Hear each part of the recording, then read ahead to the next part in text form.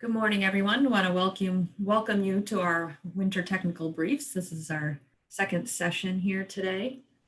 And I'd like to thank our speaker and sponsor for a number of our workshops, winter de-icing workshops over the years, Darren Simon from JX Enterprises, Peterbilt. We're going to start out with Darren doing his presentation. I'll come back, do a little bit of a wrap up. If you have questions, if you want to put them in either the Q&A or in the chat, and I will work to answer questions that you have, or at least compile them to then pose them out to Darren once he's done with his presentation. I think we're just going to go ahead and get started. So Darren, I am going to stop sharing my screen and turn things over to you. Sounds good. All right. Press share here. All right, can everybody see my screen? Yep, looks good. I assume. Okay, that's cool. So, boy, thanks for joining me today, everyone. I've enjoyed a number of these Snow and Ice seminars in person in the past, and we certainly have a different world today, but thanks to everyone for taking the time to listen into this. So I'm the vocational sales manager for JX Truck Center, which is a Peterbilt dealer. We're probably the second or third largest in the nation. We cover 4 states, and we have 27 locations now.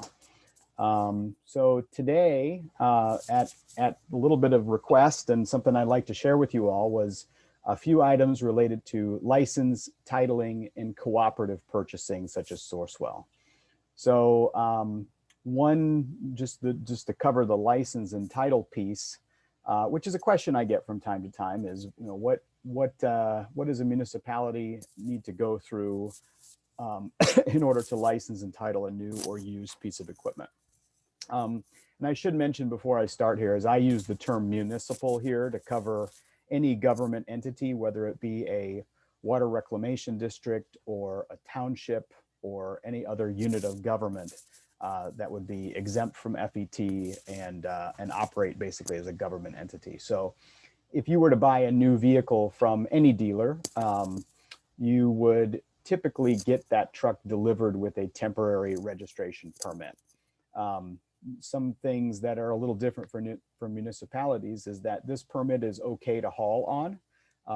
If it was a long haul trucker buying a new tractor and that sort of thing, his temporary tags may not allow him to haul or operate that equipment for profit. But in a municipality, a TRP plate is good for 90 days. It's okay for hauling. It's not very expensive, $8. You'll typically see that on the quotation that comes in. And in a few weeks, you'll get metal plates mailed to you, the official ones. And then the title of a vehicle is something that's a little more complex. Technically, you can title the vehicle if you prefer as a municipality, but usually the selling dealership would prefer to handle that. And the reason is because if dealerships do not title a unit within 20 days of the sale, they get fined. They start getting fined every month. It's a nominal amount, but the state really wants to make sure that any vehicle that's delivered does get titled quickly. And that's our charge anyway in Illinois is $150. And I would expect that to be the same for the vast majority of dealerships out there. So one of the different things about presenting virtually is that I don't know if there's questions coming up. I don't know if there's puzzled eyes or anything out there, but I'm going to keep going here, and feel free to weigh in if there's something I need to cover or clarify. The other thing I wanted to bring forward is methods for municipalities or government entities to actually make equipment purchases. And I come at this as, we're Peterbilt, we're a truck dealer. We know bolts and nuts and engines and horsepowers and ratios and all the stuff that goes along with a plow truck or a street sweeper or something like that. But the other thing we try to bring to the table, and any dealership would do the same, is how can we help our customers get the equipment they want? And the page I have here is just an overview. And I'll just go through each one, call it some pros and cons of each one. A local bid, it used to be the way it was always done. Municipality would go ahead and write bid specs. They would publish those bid specs officially, or at least a notification that a bid is going to occur. Those bid specs can be very long sometimes. They can include a lot of information, such as purchasing needs from maybe minority-owned businesses, or bid bond requirements, or things like that. They can be long. Usually it's the low bid that wins. So if a municipality is publishing a very tight bid spec, there can sometimes only be one winner or lack of bidders in those cases. If it's a very open bid, you're typically going to end up with whoever's low bid at that point. And that may not have been the truck that you actually wanted. They can be costly to manage because as technology changes in the marketplace, those bid specs must be kept up to date. Otherwise, you run into challenges with addendums, or maybe no one being able to meet the bid spec, or problems even after delivery. So that's what I mean by prone to error and costly to manage. And it's the same on both sides. So there's a cost and an effort that goes into maintaining those bid specs on the municipality side. There's also a cost and a challenge and a time consumption that goes into completing those bid specs on the supplier side. So if you've got 3-4 bidders going on, there's a lot of effort that goes into reviewing those bid specs and making sure that we're either meeting, taking exception to, or quoting special equipment.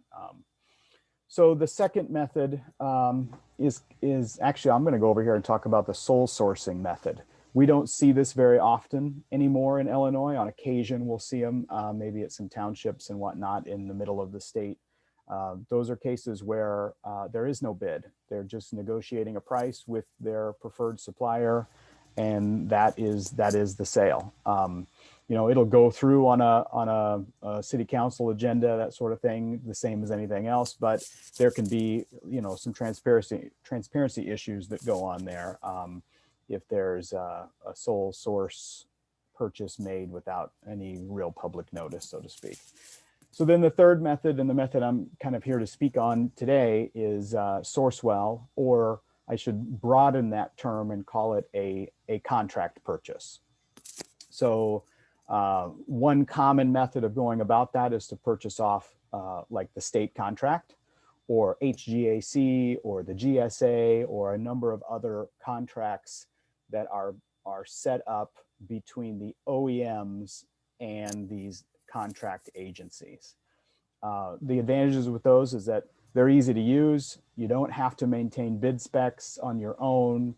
You don't have to go through all of the typical coverages that would need to occur in terms of ensuring that the bid and the spec and all that stuff is made compliant, in your own organization. These entities such as Sourcewell have done that for you. You can buy what you need, you can buy what you want. There's not necessarily a requirement that you have to go with the lowest price out there. You go with the lowest product that fits your needs. It's still a public bid. These Sourcewell, on the Sourcewell website, you can find all of the supplier pricing. You can find it for bodies, you can find it for chassis, you can buy it for copy machines and toilet paper and anything a government entity would need to use. There's a lot less administration on both sides in this case. All the effort goes in up front, typically between the OEM and the contract agency, and it's put out there for you to use and make purchasing easy. This is a page directly from Peterbilt, but the information comes directly from Sourcewell. Just some things I wanted to mention. So Sourcewell is an independent government agency. They are a unit of government in the state of Minnesota. And the staff members are actually public employees. So it's as if a municipality which has no brick and mortar and has no equipment has gone out and done the work of working with all the OEMs and the bodybuilders to competitively and publicly bid a product or a type of product so that you can use it.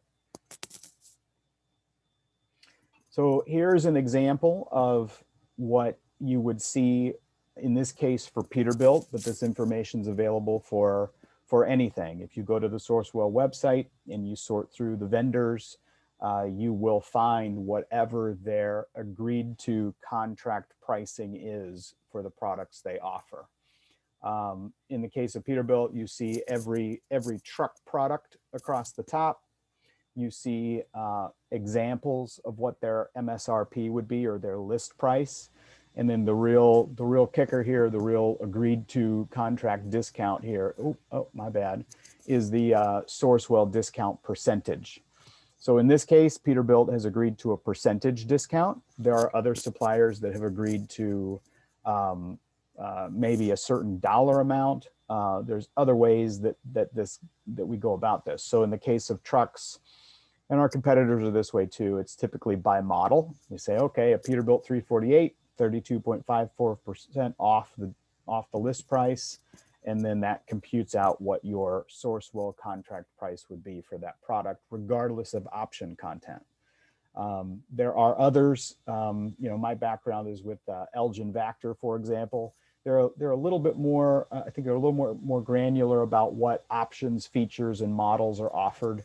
I think Monroe is a little bit that way too, and I don't mean to speak on their behalf, but all this information is quite public, so you'd be able to go out and sort through whatever agreed to contract pricing has been on there.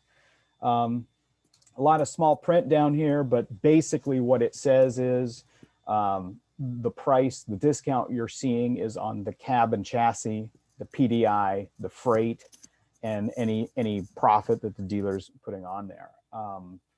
The things that are excluded, and this is a big one, is flooring and interest charges. In today's world, where currently chassis lead times for everybody are fairly short, however, body lead times are pretty long, body installations. So what that ends up doing is creating a long floor plan. So if you get the chassis today and then it goes to a bodybuilder and takes 6 months or something like that to put the body on, there can be quite a lot of charges in there, sometimes thousands of dollars.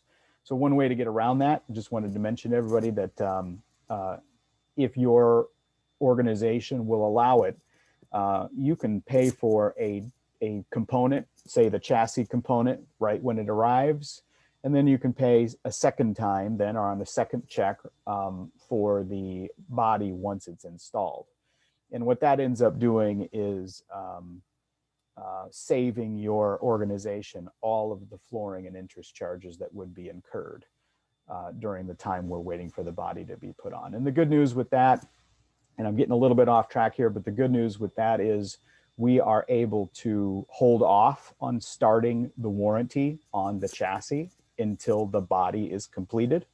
So we've tried to set it up so that we're not so, there's not so much money and loss of productivity, let's call it, in waiting on all the components of the chassis and the body to go together. All right, I'm going to flip to the next page here. So this is, I'm not trying to make this a controversial slide, but sometimes when I go out in the field and I talk to government organizations, sometimes I'll run into a place that says, yeah, we like Sourcewell, but we can't use it. And usually the reason that they state is internal reasons. Maybe their purchasing person or attorney or something like that is uncomfortable with using that contract for whatever reason it may be. Sometimes it's hey, we've never done it that way before, we have to go to bid. Legally speaking, that's not really true. It's an organizational constraint, not a legal or a national constraint. So it is legal in all 50 states for any government entity to use. And most of the time, per my second bullet, there's examples of Sourcewell being used in other areas. As I mentioned before, schools, there's a lot of items they buy, anything from whiteboards to toilet paper to pickup trucks to other smaller items that are already being used quite regularly, using Sourcewell to purchase those items. So one way to go about that is to look up what your organization or nearby organizations and say, well, geez, are we using Sourcewell at all? And then that kind of paves the way to using it for bigger items, such as, of course, I'm in the truck and chassis world, but bringing Sourcewell to you, you can buy anything from first aid kits or masks or all kinds of stuff available on the Sourcewell page. Membership for government entities is free. You can use, you can sign up there. I think it's a short form to go through, and then you'll get a membership number, and that's the number that we would need in order to provide a Sourcewell quote for you. So that is that piece of it. And then, I guess what I wanted to offer to everyone, and I know this is being recorded, so, if anybody wants this information, this is the contract administrator for Sourcewell. She's the one that's assigned to our organization to help us with compliance and questions and anything like that. I believe she's regional, so I think she covers the majority of Illinois and surrounding areas. But this is a person who is not affiliated with a manufacturer or a dealership, who is very well versed in the contract of Sourcewell and contract purchasing. And she can speak to anyone. She can talk to public works directors, anybody, all the way up to the mayor, council people, if there's any questions, comments, concerns, anything that comes up. And she's very helpful at that. And one of the most powerful things that she can provide is examples of other nearby communities that have used it. And I'll just mention one example from my past. I used to work out in the state of North Dakota, and there was a point there where I constantly got that response was, oh, we can't use Sourcewell. Nobody's done it here in the state, etc. And we worked with the state government in that case through Sourcewell to ease any concerns and kind of demonstrate the advantages of being able to do this by taking away so much administrative work from both the dealer and the customer.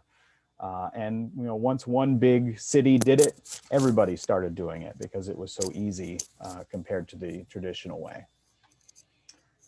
And the other thing I'd bring to your attention is that different bodies have different supply chains. This is just an interesting part of our industry, but it's something that that can become a little bit elusive, I think.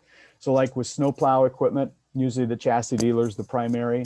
We'll be using the Peterbilt contract as the lead contract, let's say, on putting that deal together. If you look at sewer cleaners, for example, typically it's the body dealer that's primary. So the Vactors, the Vaccons, the EJs, the Standards, some of those entities are the ones that are the primary, and the chassis then gets supplied through them. But still Sourcewell compliant, just a matter of whose contract you're using in that case. And typically they're very comparable in the way they work out. Refuse trucks are a little different too. Refuse trucks is a mixture. In a lot of cases, there's stock at the manufacturers that gets used. And in those cases, you'd be using like the Heil or the Loadmaster Sourcewell contract, and the chassis is part of that. So, and then on the sweeper side is yet another difference in all that stuff. A lot of times the chassis are supplied by the OEM. So it's basically a package. You're buying an entire package that includes the chassis as a component of the entire sweeper. So anyway, I guess I bring it up just to bring attention to the differences in how all the supply chains work with those products. And the other thing I'd mention here is, municipal leases are compatible with Sourcewell. That's a question I get a lot is, yeah, we want to use Sourcewell, but geez, we also want to lease this thing. How does that work out? So over here on the right, if you're not familiar with it already, municipal leases can be very advantageous. This is an old interest rate. I don't know what it currently is, but that's kind of gives you the breakdown. If you had a snowplow set up, say that was 159 grand, here's what the 5-year and 7-year, $0 buyout or dollar buyouts would look like on an annual payment version. The good news with leases is that, if you're a municipality that maybe has less sales tax revenue than it did last year, thanks to all of the COVID challenges, using a lease to get into a new piece of equipment can really help conserve cash for a municipality that maybe doesn't have the reserves that it did before. And it works out well. You always have the option to buy the lease out. Most of the ones I set up are dollar buyout or $0 buyout type things, so that at the end of the term, you effectively own the equipment or can own the equipment. You can set them up in a lot of different ways too. There's some where you can set up where maybe in the cold winter months you skip a few payments on a street sweeper or something like that, or there's a lot of creative things that can go in there. I'm not a leasing expert by any means, but I will go through a few leasing sources here that we regularly use. So National Cooperative Leasing is actually the only leasing source that has Sourcewell approved leases and financing already set up and approved by Sourcewell. So as an equipment supplier, we typically don't see the fact that a lot of municipalities and government organizations need to go to bid for financing too. So Sourcewell works in a similar way where you can go and have peace of mind that you're picking a financial tool that has been pre-vetted, pre-approved by Sourcewell. 4 others here that we come into contact with. There's a long list. PACR Financial. We've set up municipal leases before. There's Tax Exempt Leasing in Libertyville. Worked with them many times. Geneva Capital, Republic National. These are all places that within the matter of usually hours or within a 24-hour period can turn around and get a schedule of what would this piece of equipment look like on an annual payment basis. And as I said, that all works fine with Sourcewell. And we hope that that gives you some tools to get into equipment if you might need it. One thing I've always said here about COVID and all the stuff that's been going on is that regardless of sales tax revenue, regardless of all of that stuff, the snow still falls, the sewers still get clogged, and equipment is still needed. So that is why I put forth some ideas and ways that you can get into it. So at that, I think I'm right at my 20-minute mark. So I'll open it up to any questions and answers or questions that come up.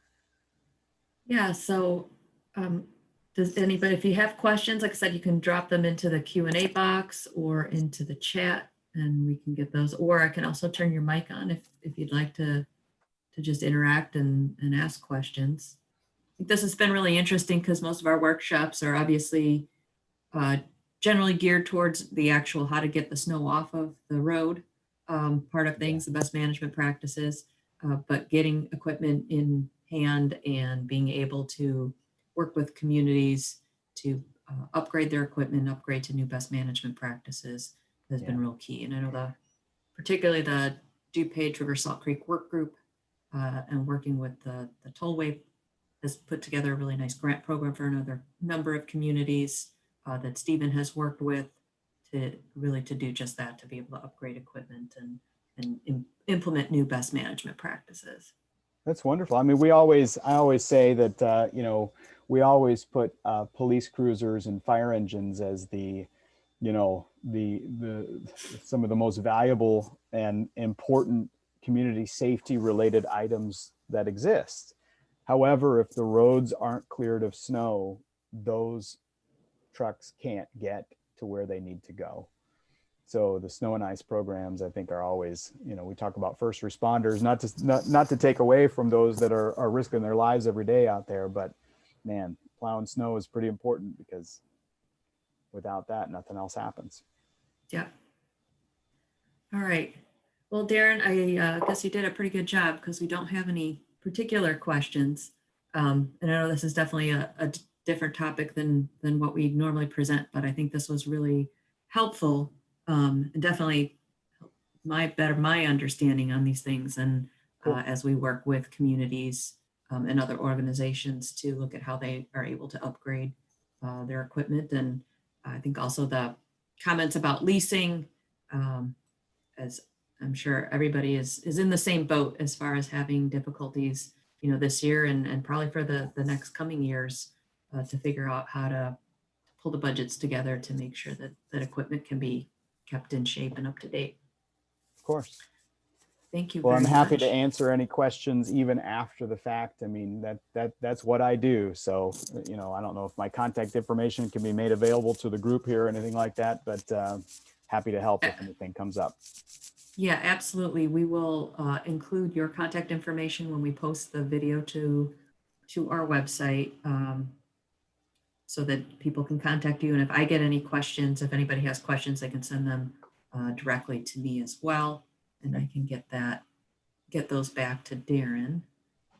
I was just going to go through. Let's see here. All right, share. Sorry about that. Sharing my back to my other screen. Oh, okay. Just wanted to wrap things up quickly here on with what our next. We have 2 more of these winter technical briefs scheduled. We're working on a few others, so we maybe continue on into November as well, or later into November, maybe early December. We've been getting in some topic requests. Currently, our next one will be November 10th, the benefits of segmented blades. We have Scott Weber, and actually one of his staff, Rob Loth, is going to also be joining him. And we're actually going to have a video going out in the shop, looking at the benefits of segmented blades, talking about their experiences. So we're definitely looking forward to that. And then we have Rob Florio from Henderson Products on November 17th, of the fine art of brine making. Looking forward to both of those. Those are all registration links for these are available at saltsmart.org. So if you go to saltsmart.org and click on the workshop button, there's registration tabs there. And then we will also have the links to videos up here as well as soon as we get them posted. Just wanted to kind of put in a plug for the SaltSmart Collaborative. It's really meant to be a clearinghouse, an organization of organizations, a collaborative. So we have a number of members. We're definitely looking for additional folks who are interested in participating in the collaborative. At this point, there's no cost to it. It's just a way to share information. We're trying to put up resources for public road agencies, private de-icers, as well as private residents. So information about best management practices, so technical stuff, as well as education and outreach materials, posting different videos. If you come across information that you think is good to share with others, please send it on, and we'd love to put links to that on the website and continue to expand information. We have a lot of organizations across Northeastern Illinois who are doing really great things on the winter de-icing aspect. And so we definitely like to kind of raise up those voices and give a platform for that here. And that is going to wrap things up. So if you have any questions, as you go along thinking about things, comments, other topic that you would like to see put together here, please send those on. If you have questions for Darren, like I said, we will put his email address in the info part for the video, but you can also email me and I can send stuff directly to Darren. If you search up Darren on Google, you'll find him. I'm there. So yeah, thank you again, Darren, for doing this presentation this morning. And hopefully we'll see everybody on the 10th. Thanks, everyone. Yep, thank you.